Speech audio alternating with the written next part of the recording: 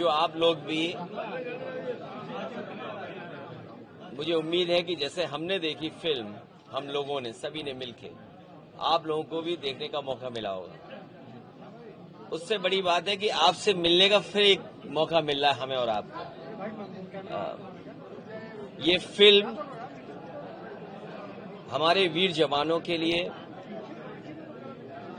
और जो हमारे जवान हैं, फौज के जवान, जो उनका गौरवशाली इतिहास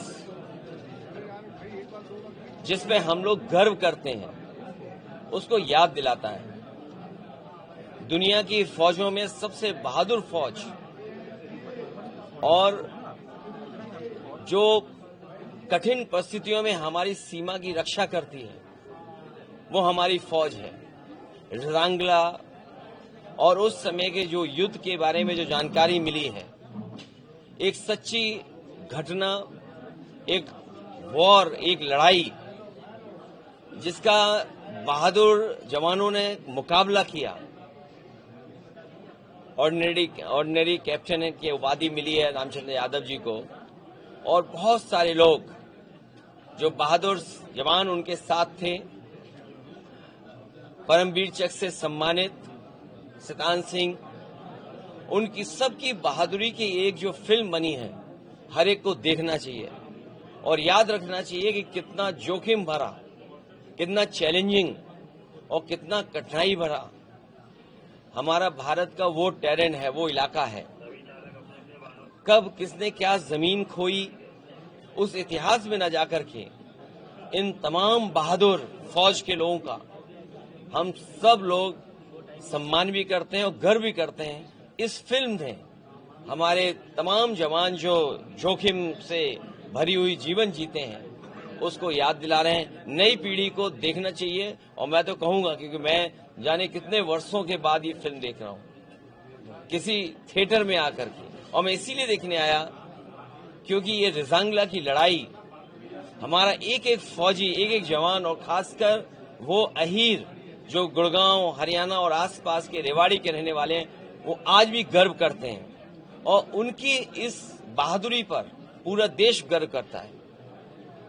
ये गौरवशाली इतिहास जो हमारी फौज का है, वो आने वाली पीढ़ी भी देखे, समझे और जाने। अरुणाचल प्रदेश की एक लड़की थी, उसको चाइना में रोक दिया गया ट्रांजिट में, और उन्होंने अरुणाचल प्रदेश को एक तरीके से आइडेंटिफाई करने से मना कर दिया चाइना ने। क्योंकि फिल्म देख करके आए हम लोग, और वो लड़ाई और वो तस्वीरें हम लोगों ने देखी हैं, कितना एक एक जवान ने हजारों हजार की संख्या में चीनी फौजियों का मुकाबला किया।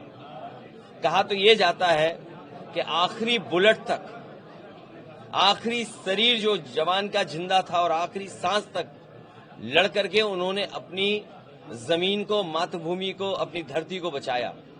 ऐसी बहादुर फौज जिसने आखिरी सांस तक लड़े हों, ऐसे बहादुर लोग जो आखिरी बुलेट तक लड़े हों, जो उनके पास था सब कुछ निछावर कर दिया, वो हमारी धरती, वो भारत माँ, या जो हमारा भारत का क्षेत्रफल है, वो कम न हो। और ये सवाल कई बार उठा कि हमारा क्षेत्रफल जो भारत सरकार जिसका आंकड़ा रखती है, उसे कम से कम बताना चाहिए कि हमारे भारत का क्षेत्रफल पहले क्या था, आज क्या है। और जो भारतीय जनता पार्टी की सरकार में लगातार ये देखने को मिल रहा है कि सीमाएं हमारी सिकुड़ती जा रही हैं। ये प्रचार में ज्यादा भरोसा करते हैं, झूठ बोलने में ज्यादा भरोसा करते हैं, लेकिन हमारी सीमाएं और हमारा क्षेत्रफल इनकी सरकार में कम होता हुआ दिखता है। न केवल क्षेत्रफल कम हो रहा है, बल्कि जो तरक्की और खुशहाली हमारे देश की होनी चाहिए, उसकी वो भी रुकावट बन रहा है चीन। इसलिए हमें ऐसे देशों से सावधान रहना पड़ेगा जो देश हमें समय समय पर हमारी जमीन छीनते हैं। का समय आपने भी बढ़ाने का। संविधान दिवस पर यही कहना चाहूंगा कि संविधान हमारा मजबूत हो। जितना संविधान हमारा मजबूत होगा, उतना ही लोकतंत्र मजबूत होगा। और मजबूत लोकतंत्र के लिए संविधान के रास्ते पे चल करके जो बाबा साहब भीमराव अम्बेडकर जी ने दिया है, जिसमें सोशलिज्म का रास्ता है, सेकुलर समाज को रास्ता दिखाता है, जो डेमोक्रेटिक वैल्यूज हैं उनको कैसे बचाया जा सके, लेकिन इधर हम लोग देखते हैं कि सुबह उठ के ही इधर भारतीय जनता पार्टी ने संविधान दिवस मनाया। संविधान दिवस मनाने वाले भारतीय जनता पार्टी ने सबसे ज्यादा ठेस बाबा साहब भीमराव अम्बेडकर जी का दिए हुए संविधान को पहुंचाया है। जो सबसे बड़ा अधिकार है आज हमारे वोट का, जो बाबा साहब भीमराव अम्बेडकर जी ने दिया है, एसआईआर के बहाने करोड़ों लोगों को वंचित करना चाहते हैं, करोड़ों लोगों को वोट के अधिकार से दूर रखना चाहते हैं। तो जो भारतीय जनता पार्टी संविधान मना रही है और जो आज संविधान दिवस के दिन बड़े बड़े भाषण दे रहे हैं, उन्हें कम से कम ये निश्चित करना चाहिए कि उत्तर प्रदेश सबसे बड़ा प्रदेश है। यहाँ पर करोड़ों की संख्या में लोगों के वोट काटने की साजिश, षड्यंत्र और अधिकारियों के माध्यम से हो रहा है। अधिकारी जो लगाए गए हैं वो सोच समझ करके लगाए गए हैं, जाति के आधार पर लगाए गए हैं। ये बात मैं इतनी जिम्मेदारी के साथ कह रहा हूं, जब इतनी राष्ट्रभक्ति की फिल्म देख के आया हूं। 120 बहादुर जो अहीर जिन्होंने अपनी जान निछावर कर दी सीमा बचाने के लिए, तो उतना ही जरूरी है संविधान बचाने के लिए भी, क्योंकि संविधान तभी मजबूत होगा जब हमारे वोट का अधिकार बचेगा। ये भारतीय जनता पार्टी वोट के अधिकार को छीनना चाहती है। यूपी में अभी बिहार के लोगों से छीना, बांग्लादेश हमारे बांग्लादेश के बहाने वेस्ट बंगाल में न जाने क्या क्या साजिश षड्यंत्र कर रहे हैं।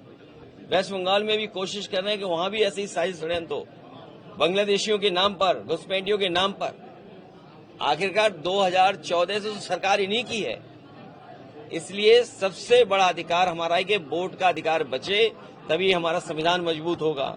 और सेक्युलरिज्म तो भूल जाओ इनसे, सेक्युलरिज्म की परिभाषा ही नहीं जानते हैं। सुना है कि प्रेम्बल पढ़ रहे थे, प्रेम्बल में सबसे बड़ी बात है सोशलिस्ट कंट्री हो, सेक्युलर कंट्री हो, डेमोक्रेटिक कंट्री हो। इनकी सरकार में न सोशलिस्ट बचे हैं न सेक्युलरिज्म बचा है, और अब एसआईआर ला करके हमारे लोकतंत्र को भी खतरा पैदा कर दिया। मैं अभी भी मांग कर रहा हूं।